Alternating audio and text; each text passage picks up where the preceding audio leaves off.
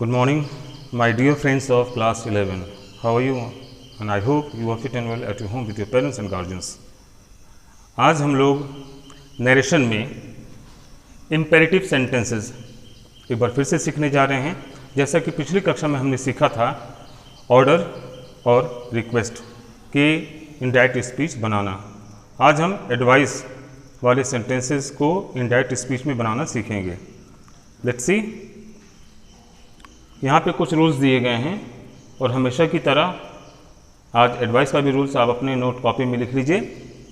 अगर inverted commas के अंदर का वाक्य मीन्स यदि रिपोर्टेड पार्ट वाले वाक्य एडवाइस प्रकट करें, मीन्स सलाह, परामर्श, राय, जो भी आप कह लें, अगर ऐसा भाव प्रकट करते हैं तो सेट टू को बदल देंगे एडवाइज्ड में।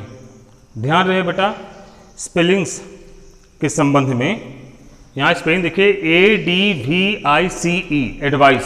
एडवाइस मीन्स सलाह, ये एक नाउन है और यहाँ आप सेट टू को एडवाइस में बदल रहे हैं ADVISED, यहाँ CE है और यहाँ पर SE। एडवाइज्ड मीन्स सलाह देना, परामर्श देना, ठीक है। तो सेट टू को बदल देंगे एडवाइज्ड में। कंजंक्शन हमेशा की ही तरह टू का ही प्रयोग करेंगे, ठीक है। चलो थोड़ा सा एग्जांपल देख लिया जाए। Example number 1, the doctor said to me, चिकित्सक ने मुझसे कहा। हिंदी में चिकित्सक कहते हैं डॉक्टर को ना जी, है ना, और इंग्लिश में हम डॉक्टर कहते हैं। तो डॉक्टर ने मुझसे कहा, क्या कहा? Take the medicine twice a day, इस औषधि को दिन में 2 बार लेना। अब इसको हम इनडायरेक्ट स्पीच में चेंज करेंगे। तो कैसे चेंज करेंगे?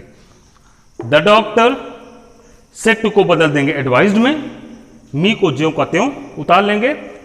कंजंक्शन आप टू का प्रयोग करें और टू के बाद आपको पता है कि टू के बाद जो भी वर्ब आती है वो अपने फर्स्ट फॉर्म की आती है और टेक जो कि पहले से ही फर्स्ट फॉर्म में है, ठीक है ना। तो ये पूरा का पूरा आपको उतार लेना, कुछ भी नहीं करना है, एकदम simple.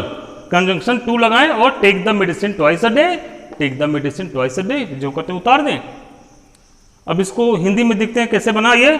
The doctor said to me take the medicine twice a day, doctor ने मुझसे कहा, कहा ध्यान रखें, सेड टू, कहा इस औषधि को दिन में 2 बार लेना।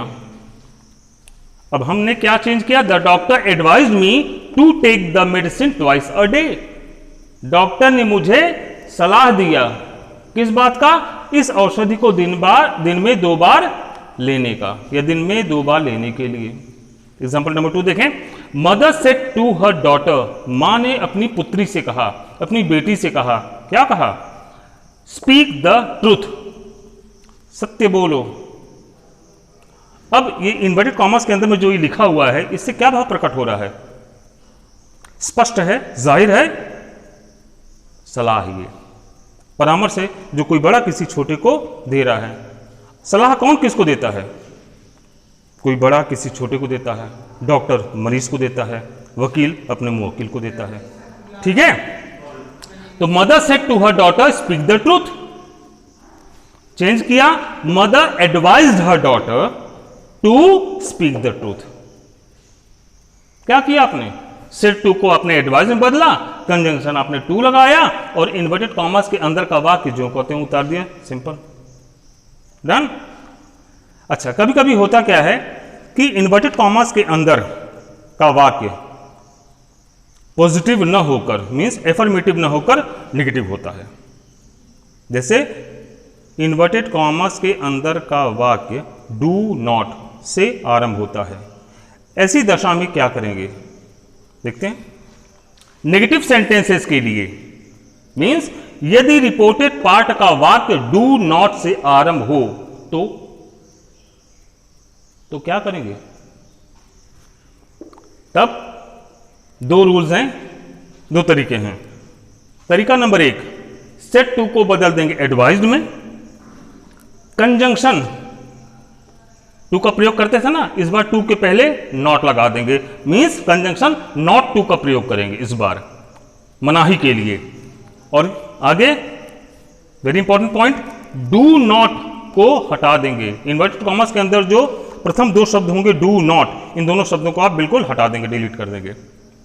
डू नॉट को हटाकर कंजंक्शन में आप टू लगाते ही हैं ना, तो उस टू के ठीक पहले आप नॉट लगा देंगे, मीन्स कंजंक्शन नॉट टू लगाएंगे। हर बार टू, लेकिन मनाही के लिए नॉट टू लगा देंगे। That's it. या फिर तरीका नंबर 2 देखेंगे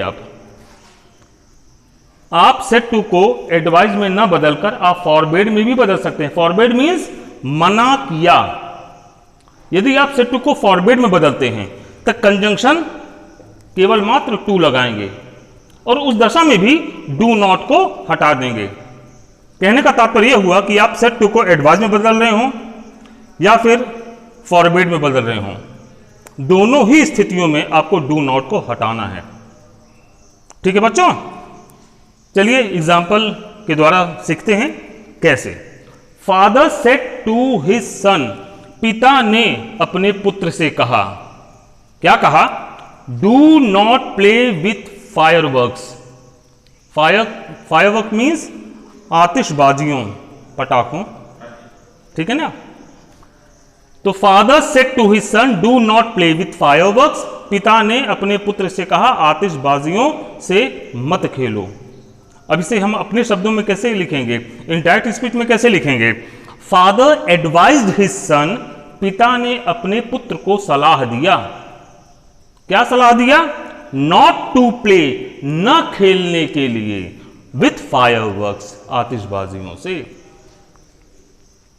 यानी कि पिता ने अपने पुत्र को आतिशबाजियों से न खेलने के लिए सलाह दिया या न खेलने का सलाह दिया।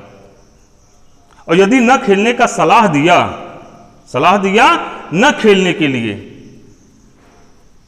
तो दूसरे रूप में क्या लिखेंगे? फादर फॉरबेड हिज सन, पिता ने मना किया अपने पुत्र को, किस बात के लिए? टू प्ले, खेलने के लिए, विथ फायरवर्क्स, आतिशबाजियों से।